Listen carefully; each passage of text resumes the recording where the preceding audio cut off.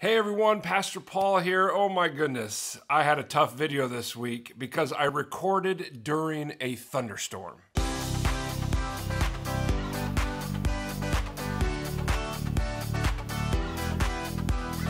All right, let me just apologize from the outset for some of the audio and video issues in the interview that I had with Keeyon and Stephanie Carter. Now, they're pastors of Wellington Heights Community Church. They'll tell you all about it. But just so you know, a thunderstorm was going on, lightning, just torrential rain. It all gets dark, and I tried to adjust some of that. But know that the video quality and the audio quality are good enough to watch, but the content is awesome. I want you to listen to Keeyon and Stephanie and hear what they're doing by God's grace at Wellington Heights Community Church. We're looking to partner with them, so I kind of want to just introduce them to you, so check this out. I am here with Keeyon and Stephanie Carter, who are the pastors of Wellington Heights Church, and we're going to talk a little bit about just racial injustice and some of the things that y'all are facing in your ministry. I just want to say thanks for joining me today. I appreciate it. First of all, before we get into this, because I've got kids that are 6 and 2, tell me about your kids, all right? You've got a 5-year-old and a 2-year-old, or almost 5? Almost 5. Almost 5. Mm-hmm. He would like that you made that mistake. Yeah. Yes, Miles and Emmett, Yep. 2 boys, active and... They love each other real hard. Yeah. Yeah. Just like my boys do, I'm Yeah. sure. Yeah, Yes. exactly. Yeah, awesome. Well, cool. So you guys have started a ministry here in Wellington Heights. Mm-hmm. And so tell us just a little bit about that and what's your hope and just your passion for that ministry. Yeah. So we are a multicultural community, and joining God in the reconciliation of all things through worship, reconciliation, and neighborhood development. And we, just to kind of go through what those are. I mean, we want everyone to be able to access the deep things of Christ, no matter who you are, where you're at, or what you've done. So, when we say that, we are saying we want to create a safe place for people who are oppressed, people who are neglected, the homeless, for all people who want to access God. And so that's what we mean by worship. We want to worship Christ, and we want to bring about that to all people. Reconciliation. We want to start the journey of reconciliation, right? With us and God, right? Us and each other, right? Us and the rest of creation as well. So there's reconciliation that needs to happen in a lot of different ways in this world. Racial. There's socioeconomic. And there's domestic, all of these issues, and we want to be a part of that journey. And then there's neighborhood development. We believe that we're to be worshipers. We believe that we are to be reconcilers and to manifest that in a certain place. And so we do believe that God has given us or planted us in Wellington Heights specifically. So, Yeah, that's awesome. It's such a good ministry. We don't talk about reconciliation enough as a church as a priority of the church, and it's scriptural, right? That's great. So when we talk about racial reconciliation, I mean, we're living in a time right now where I don't know how to describe it. Things are coming to light. We're starting to maybe talk about things we haven't talked about before. Keeyon, how in your life, and then we're going to talk about your marriage and just things like that. Share with me your feelings on what's going on with the death of George Floyd and just in America right now. Yeah. I was asked this question several times, and I think one of the things I would express is that there's this tension of when George Floyd died, I didn't want to engage, right? I didn't want to engage. I didn't even want to watch the video. I think it took 4 days for me to even watch the video. It was just hard. I mean, it was hard because another right? And then another black man who's dead because of police brutality. And this one is just filmed, right? These are just filmed. We're not talking about the ones that, and I didn't want to engage. And then there's the other side where it's like, if I engage, I'm just going to be hurt because I know the church is not going to do anything about it. The church is going to say things like, Jesus is going to come back and make all things new. Racism won't go away until Jesus comes back, which is a true statement.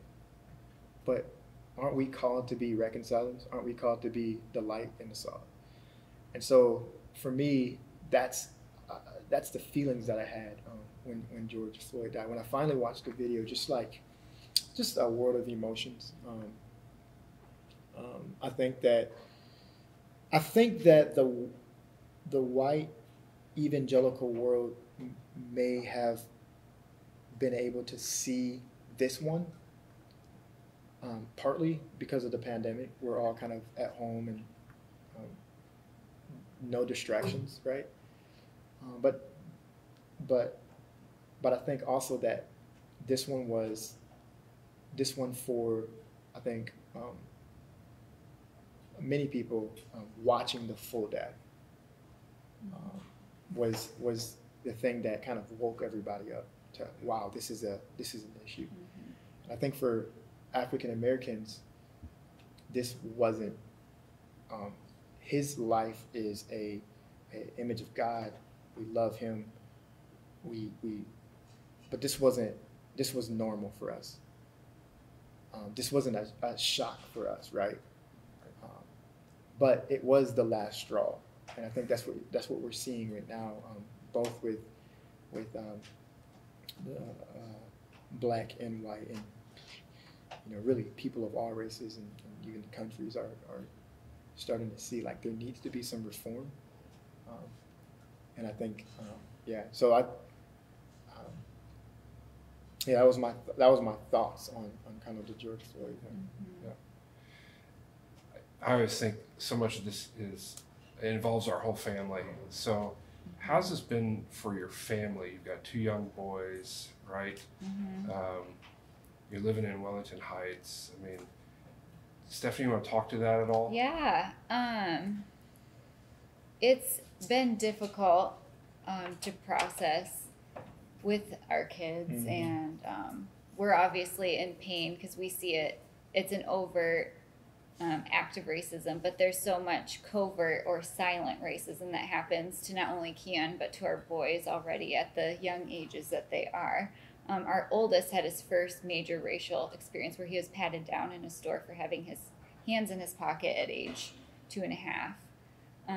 And it goes beyond just those overt things, but how people treat people. But now that our son is 4.5, almost 5, he's having language and awareness of what racism is. So we have conversations of how we're all created in the image of God. We do teach history and why things are. And he's asking certain questions of, why is this person treating daddy this way? Or why did this person treat me this way? He says, I think they were racism towards me. And that's his language. And he's perceptive of motives and of what's happening. So being intentional about being in prayer as a family and looking to Christ, but also working for justice and more just communities, and having our kids be aware of that. Yeah, we really value like true history, because I believe that truth, whether it be truth from the Word of God or just 2 + 2 is 4, like God cares about that truth. Because if we are telling people 2 + 2 is 3, we're actually like leading them astray.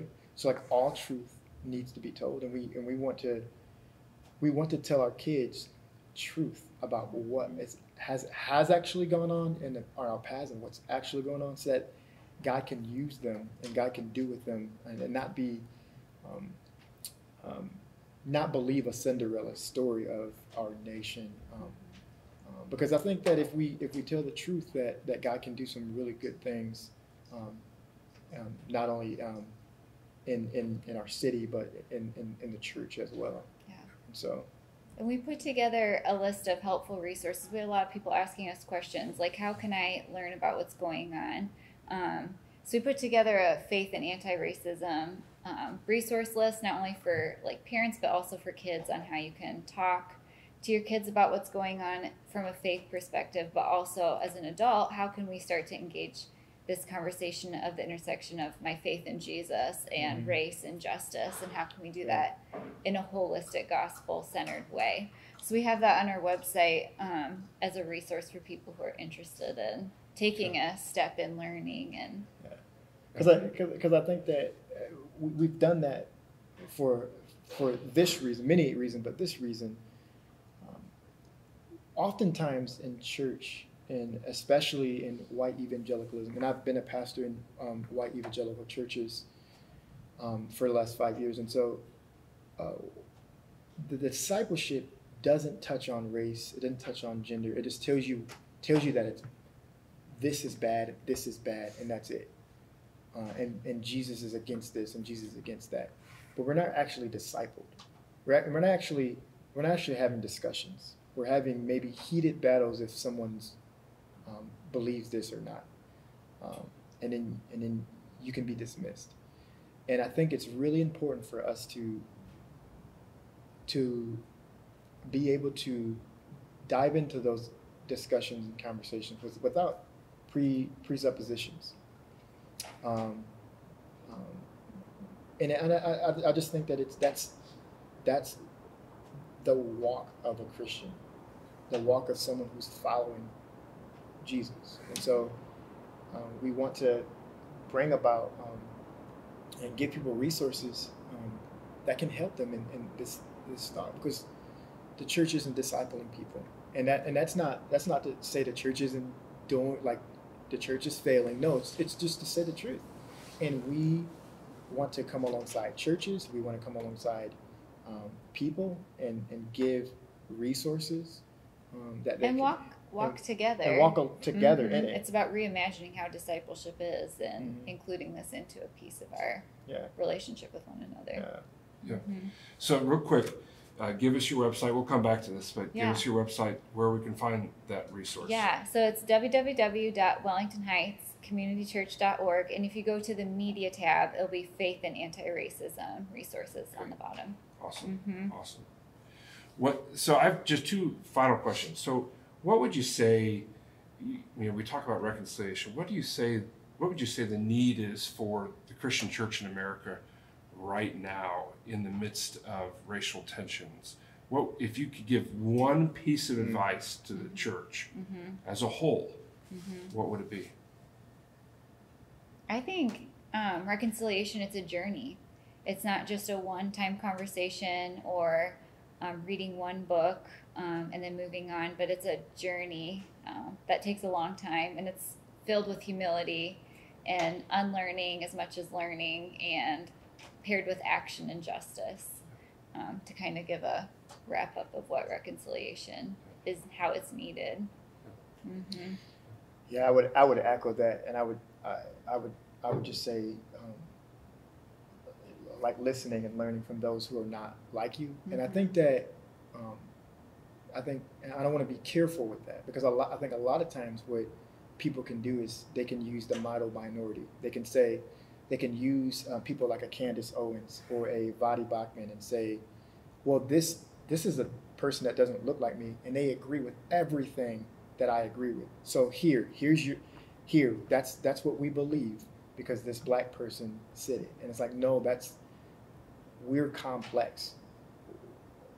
All races are complex, and you need to hear from a variety of voices, not only black voices, but Native American voices, Hispanic voices, and so on. And so I think that we need to really check when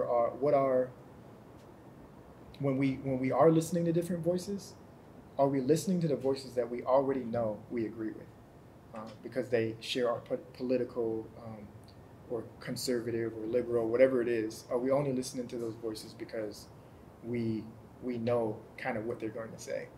And so be challenged by what God is doing in the diversity of voices. my hope in these videos is just to give people an opportunity to listen and to start thinking and to be challenged, hopefully. Yeah. So let's just talk about Wellington Heights and how we can partner together. We've got something coming up on July 20th that you're inviting everybody from St. Mark's to be a part of. Anybody who wants to be there. So will you just share with us what that's all about? Yeah, we're going to be doing a virtual study on Zoom, and it's called Reconciling All Things, and it'll be a 10-week class going through the book Reconciling All Things, A Christian Vision for Peace, Healing, and Justice. So it'll really be unpacking the journey that reconciliation is, what that looks like for us as Christ followers. It's an amazing study. We've done it together for the last 6 years, and it's been so cool to see the transformation of all of us on this journey. I learn every time I'm doing this study. So it'll be great conversation all on Zoom from 7 to 8 p.m. Okay, so July 20th, 7 to 8 p.m. Zoom. How do you sign up? You can email Marlis, and she will get in touch. We'll pass along the information to her. Perfect. Yeah. So get in touch with Marlis Fruling, email, call up to church, and we'll get people connected. Yes. Awesome. Awesome. Well, thanks for doing this with me. I really appreciate it. I'm excited about your ministry. I really am.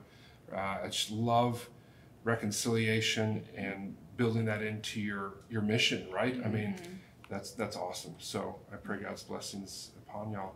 And your two boys as well. Yes, thank you. Yeah, Thank you. Thanks for having us. That was totally a blessing to be able to interview Keeyon and Stephanie. I'm excited about their ministry and our partnership going forward. We'll get more details out about that in the future. Just know that I wanted to bring some of the conversation of racial injustice into this as we continue to explore that as a church, as we continue to look at, hey, God, what are you doing here in our lives? And so thanks for watching that. Just a couple announcements. Obviously, you've been hearing we're coming back into worship. We've got some indoor worship. We've got outdoor worship. We've got online. Indoor worship starts this Sunday. Tuesday evening, we're doing a recording of our contemporary service, so you can get all that information online. I want you also to remember that we have drive-in communion next Sunday at 3 o'clock.